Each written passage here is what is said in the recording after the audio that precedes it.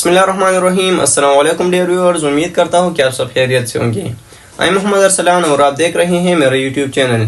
Dear viewers, आज के lecture में हम पढ़ेंगे सेंटेंस, फ्रेज और इडियम के बारे में कि सेंटेंस क्या होती हैं, फ्रेज क्या होती हैं और इडियम क्या होती हैं। तो इंशाल्लाह डियर व्यूअर्स कि ये लेक्चर देखने के बाद आपको सेंटेंस, इडियम और फ्रेज के बारे में किसी किस्म की कोई कंफ्यूजन नहीं होगी। तो चलिए स्टार्ट करते हैं। लेकिन सबसे पहले अगर आप मेरे चैनल पे नए हैं तो मेरे चैनल को सब्सक्राइब करें। वीडियो अच्छी लगे तो वीडियो को लाइक करें, कमेंट करें और अपने दोस्तों के साथ शेयर करना ना भूलें। तो चलिए स्टार्ट करते हैं। Sentences, phrases and idioms. सबसे पहले इसमें है सेंटेंस। ये सेंटेंस क्या होती हैं? तो सेंटेंस की डेफिनेशन हम इस तरह कर सकते हैं कि यहाँ पर आप देखिए डियर व्यूअर्स कि यहाँ पर मैंने सेंटेंस की डेफिनेशन को दो हिस्सों में डिवाइड किया है। एक पहले नंबर पे है कि कॉम्बिनेशन ऑफ वर्ड्स और दूसरे नंबर पे है कि दैट गिव्स कंप्लीट मीनिंग, यानी combination of words that give complete meaning, यानी अल्फाज वर्ड्स की कॉम्बिनेशन, अल्फाज की कॉम्बिनेशन जो हमें पूरी मीनिंग दे, तो फिर हमें इसे सेंटेंस कहेंगे। ठीक है डियर व्यूअर्स। फॉर एग्जाम्पल यहाँ पर मैं कुछ एग्जाम्पल लिखता हूँ कि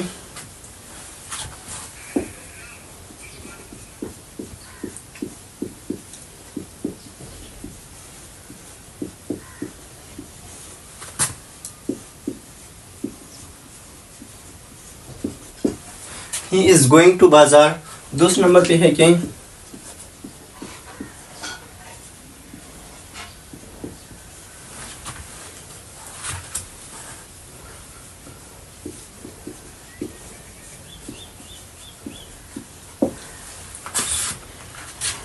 और तीसरे नंबर पे है कि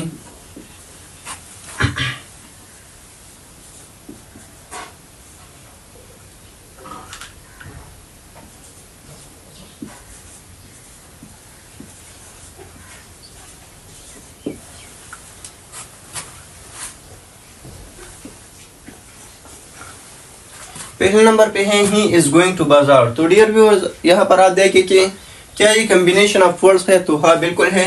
मतलब ही भी एक वर्ड है, इज भी एक वर्ड है, गोइंग भी एक वर्ड है, टू भी एक वर्ड है और बाजार भी एक वर्ड है। तो ये तो कॉम्बिनेशन ऑफ वर्ड तो है, लेकिन क्या ये हमें एक मीनिंग दे रही है? तो हाँ बिल्कुल, ये हमें एक मीनिंग भी दे रही है और कंप्लीट मीनिंग दे रही है। तो ये जो है ये सेंटेंस है। ठीक है डियर व्यूअर्स। अब दूसरे नंबर को हम अगर देखें कि क्या ये कॉम्बिनेशन ऑफ वर्ड्स है? तो हाँ बिल्कुल कॉम्बिनेशन ऑफ वर्ड्स तो है। आई भी एक वर्ड है, एम भी एक वर्ड है, इन भी एक वर्ड है, द भी एक वर्ड है और क्लास भी जो है ये वर्ड है। लेकिन क्या हमें ये कंप्लीट मीनिंग दे रही है? तो हाँ कंप्लीट मीनिंग भी हमें दे रही है। ठीक है डियर व्यूअर्स। तो ये भी सेंटेंस है। लेकिन अगर हम इस तीसरे नंबर को देखें कि क्या ये कॉम्बिनेशन ऑफ वर्ड्स है? तो हाँ ये कॉम्बिनेशन ऑफ वर्ड्स तो है बिल्कुल। मतलब ओके भी वर्ड है, नो भी एक वर्ड है, यस भी एक वर्ड है, गुड भी एक वर्ड है। लेकिन क्या ये हमें कंप्लीट मीनिंग दे रही है? तो नहीं डियर व्यूअर, ये हमें कंप्लीट मीनिंग नहीं दे रही। For example okay, no, yes, good, तो ये हमें क्या मीनिंग दे रही है? ये हमें कोई समझ में नहीं आ रहा। ठीक है डियर व्यूअर। तो ये जो है कॉम्बिनेशन ऑफ वर्ड्स तो है लेकिन सेंटेंस नहीं है। मतलब इसलिए सेंटेंस नहीं है क्योंकि ये हमें कंप्लीट मीनिंग नहीं दे रही, तो ये सेंटेंस नहीं है। ठीक है डियर व्यूअर्स। तो होपफुली कि अब आपको सेंटेंस समझ में आई होगी कि सेंटेंस हम किसे कह सकते हैं। ठीक है डियर व्यूअर्स। अब दूसरे नंबर पे है कि फ्रेज, कि फ्रेज क्या होती है? तो फ्रेज की डेफिनेशन हम इस तरह कर सकते हैं कि combination of words that give some meaning, मतलब अल्फाज वर्ड्स की कॉम्बिनेशन जो हमें कुछ ना कुछ मीनिंग दे। कंप्लीट नहीं देगी मगर कुछ ना कुछ मीनिंग जरूर देंगी। ठीक है डियर व्यूअर्स। फॉर एग्जाम्पल यहाँ पर मैं कुछ एग्जाम्पल्स लिखता हूँ कि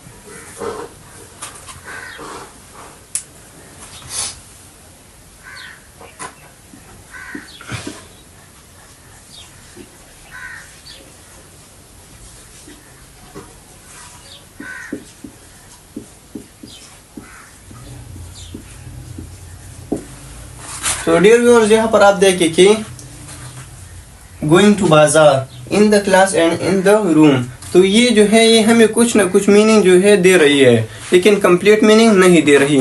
फॉर एग्जांपल गोइंग टू बाजार मतलब बाजार जा रहा है, लेकिन कौन जा रहा है, क्यों जा रहा है, ये हमें पता नहीं। तो ये हमें कुछ न कम्बिनेशन ऑफ वर्ड्स भी है और कुछ ना कुछ मीनिंग दे रही है। तो ये जो है ये फिर प्रेस है, ये सेंटेंस नहीं है। ठीक है डियर व्यूअर्स। अब अगर हम इसे देखें इन द क्लास, तो ये भी कम्बिनेशन ऑफ वर्ड्स भी है और हमें कुछ ना कुछ मीनिंग भी दे रही है, तो ये भी प्रेस है। और अगर हम इसे भी देखें कि इन द रूम, तो ये भी कम्बिनेशन ऑफ वर्ड्स है और कुछ ना कुछ मीनिंग भी हमें दे रही है, तो ये भी प्रेस है। ठीक है डियर व्यूअर्स। अब लास्ट वन जो है इडियम है कि इडियम क्या होती है। तो इडियम की डिफिनेशन हम इस तरह कर सकते हैं कि combination of words that give meaning other than the literal meaning of the individual words। तो डियर व्यूअर्स अगर आप इसे देखें कि ये भी कम्बिनेशन ऑफ वर्ड्स होती है, लेकिन ये हमें डिफरेंट मीनिंग देती है। मतलब जो वर्ड होती है, जिसकी वर्ड्स की जो अपनी लिटरल मीनिंग होती है, ये हमें उससे डिफरेंट मीनिंग देगी। ठीक है डियर व्यूअर्स। फॉर एग्जांपल यहाँ पर मैंने दो एग्जांपल्स लिखे हैं, ओवर द मून। तो डियर व्यूअर्स याद रखिए कि ये इडियम जो है ये लोग तब इस्तेमाल करते हैं जब वो एक्सट्रीमली खुश होते हैं, मतलब बहुत ज्यादा खुश होते हैं।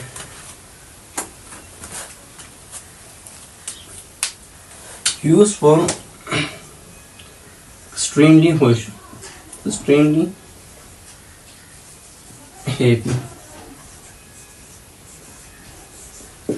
ठीक है डियर व्यूअर्स। और दूसरे नंबर पे है कि अंडर द वेदर। तो डियर व्यूअर्स ये इडियम जो है ये लोग तब इस्तेमाल करते हैं जब वो इंतहाई बीमार हो या मतलब उसकी तबीयत जो है ये ठीक ना हो। फीलिंग सिक और अनवेल।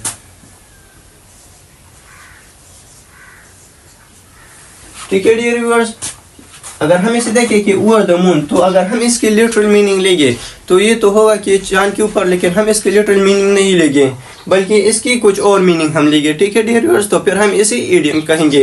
अगर हम इसे देखें अंडर द वेदर, तो अगर हम इसकी लिटरल मीनिंग लेंगे तो ये भी कुछ और होगा, लेकिन हम इसके जो है लिटरल मीनिंग नहीं लेंगे बल्कि डिफरेंट मीनिंग हम इससे लेंगे। तो होपफुली डियर व्यूअर्स कि आप सेंटेंसेस, फ्रेजेस और इडियम्स को समझ गए होंगे और इसके दरमियान जो बेसिक डिफरेंस है उसके बारे में भी जान गए होंगे। तो इंशाल्लाह मिलते हैं नेक्स्ट लेक्चर में।